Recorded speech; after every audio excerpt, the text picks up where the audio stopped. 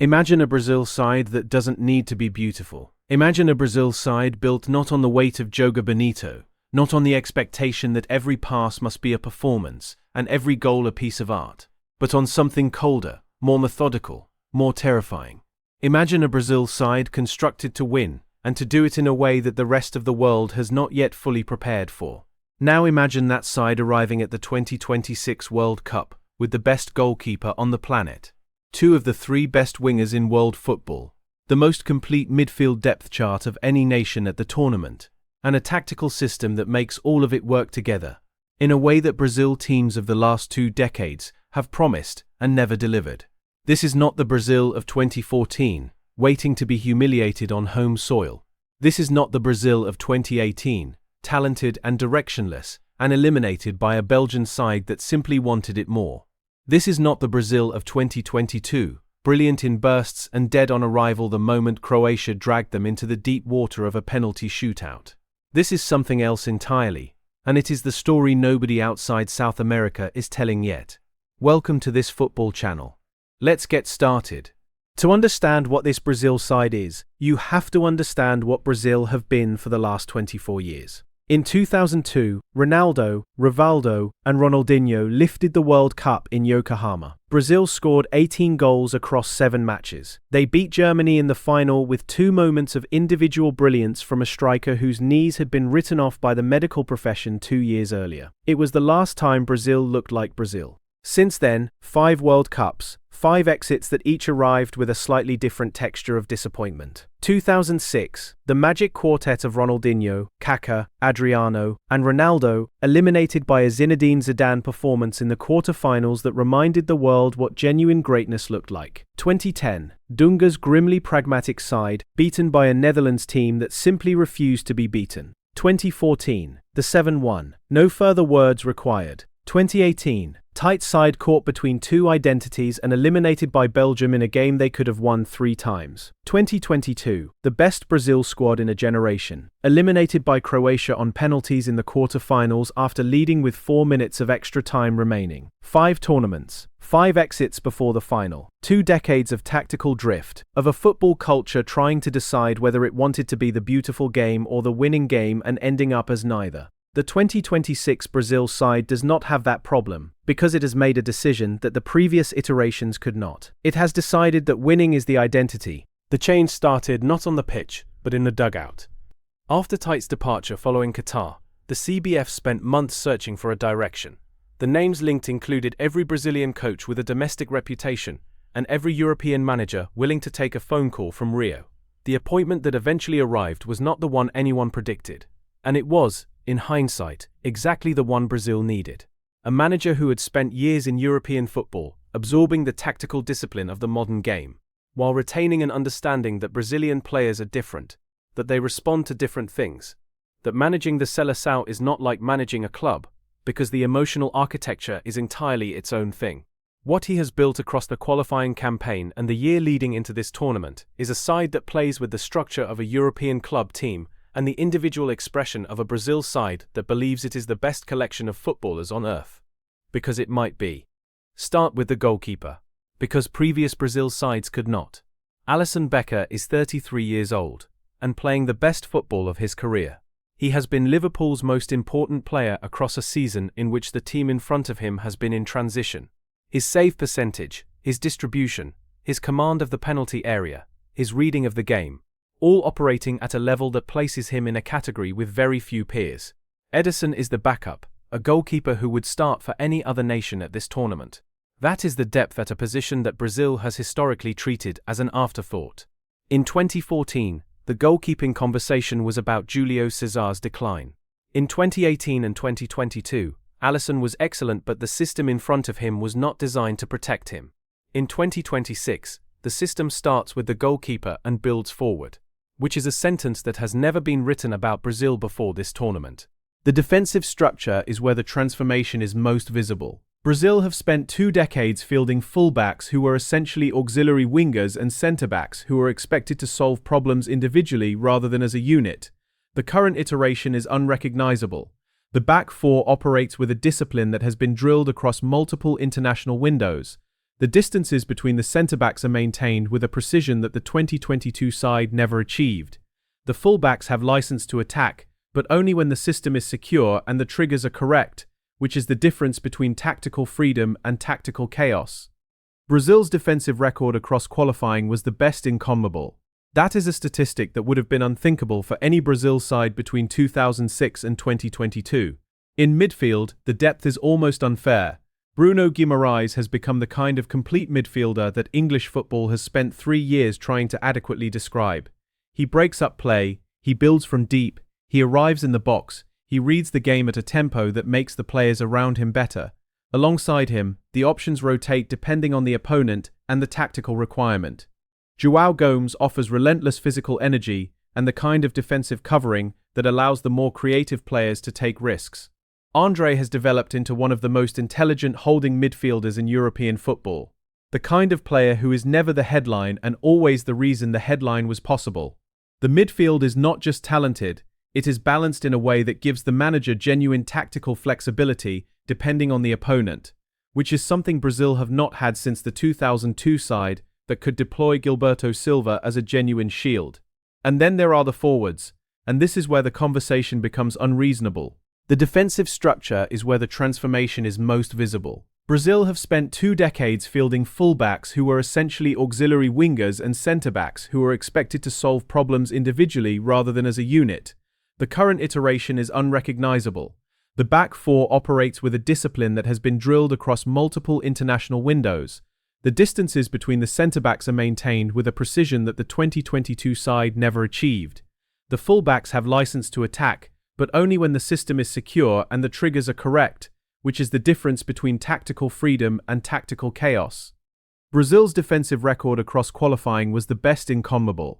That is a statistic that would have been unthinkable for any Brazil side between 2006 and 2022. In midfield, the depth is almost unfair. Bruno Guimaraes has become the kind of complete midfielder that English football has spent 3 years trying to adequately describe. He breaks up play, he builds from deep, he arrives in the box, he reads the game at a tempo that makes the players around him better. Alongside him, the options rotate depending on the opponent and the tactical requirement. João Gomes offers relentless physical energy and the kind of defensive covering that allows the more creative players to take risks. Endrick has developed into one of the most intelligent holding midfielders in European football. The kind of player who is never the headline and always the reason the headline was possible. The midfield is not just talented, it is balanced in a way that gives the manager genuine tactical flexibility depending on the opponent, which is something Brazil have not had since the 2002 side that could deploy Gilberto Silva as a genuine shield. And then there are the forwards, and this is where the conversation becomes unreasonable. Vinicius Junior is 25 years old and the best left winger in world football. The statement requires no qualification and no debate. His season at Real Madrid has been extraordinary, not just in the numbers but in the moments.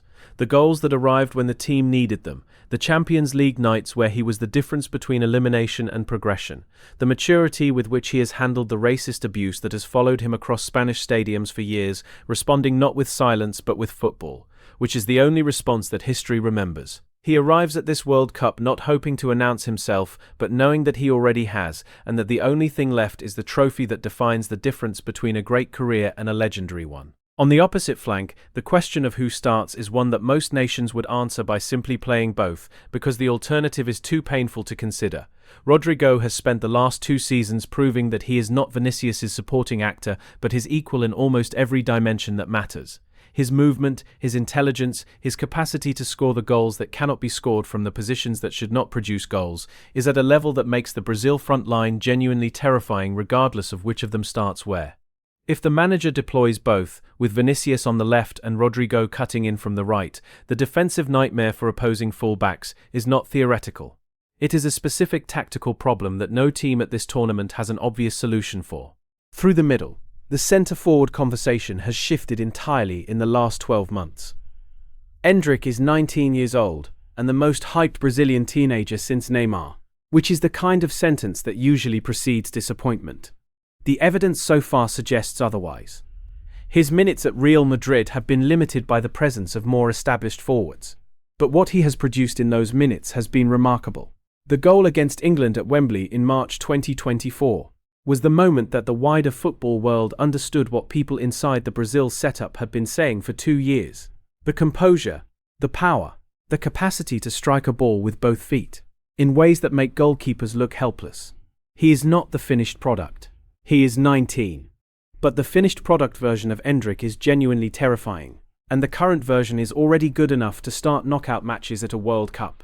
If he doesn't start, Gabriel Jesus provides the kind of intelligent movement and pressing that makes the system function in a different but equally effective way.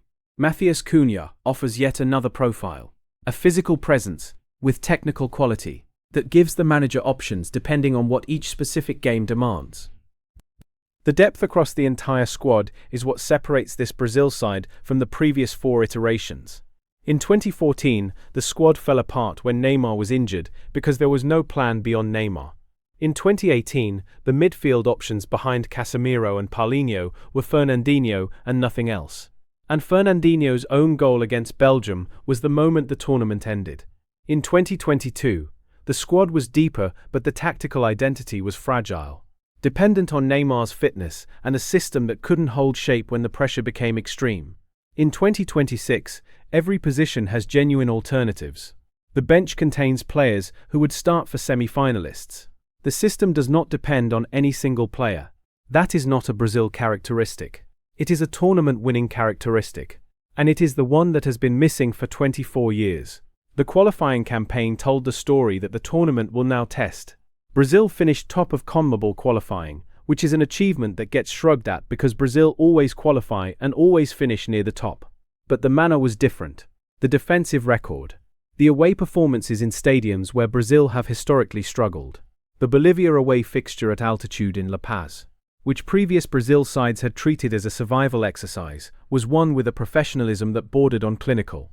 The Argentina fixture in Buenos Aires, the most hostile environment in South American football, produced a performance of controlled aggression and tactical discipline that the 2022 version of this team could not have delivered. These are not the signals of a talented side that hopes to win. They are the signals of a prepared side that expects to. What makes this Brazil team the most dangerous since 2002 is not any single quality, but the specific combination of qualities that previous Brazil sides have possessed separately and never together.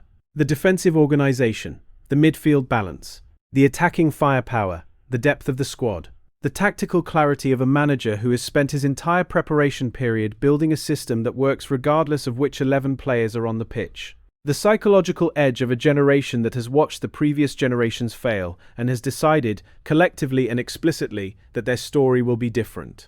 The comparisons to 2002 are not forced. That side had Ronaldo returning from injury to produce the tournament of his life. This side has Vinicius at his peak and Endrick at the beginning of his. That side had a midfield built on the balance of Gilberto Silva's defensive discipline and the creativity ahead of him. This side has Bruno Guimaraes and the options around him. That side had a defense that was not celebrated but was effective when it needed to be. This side has a defense that is actively good, which is more than the 2002 side could claim. The parallels are not exact because football has changed fundamentally in 24 years, and the tactical demands of a modern World Cup are unrecognizable from what Luis Felipe Scolari faced in Korea and Japan. But the feeling is the same. A Brazil side that has stopped trying to be something it isn't and started being something that is simply, devastatingly effective. There is one more thing, and it sits underneath everything else.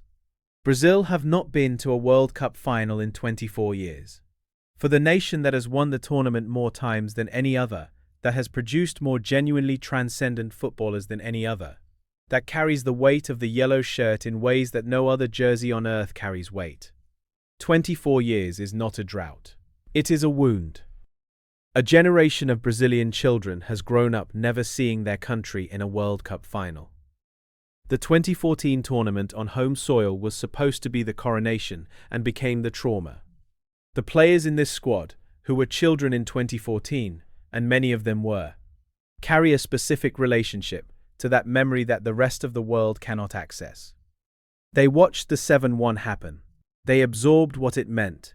And they decided, somewhere in the years that followed, that they would be the group that made it right. The question underneath all of it is whether the system holds when the pressure is extreme, when an opponent scores first in a knockout match.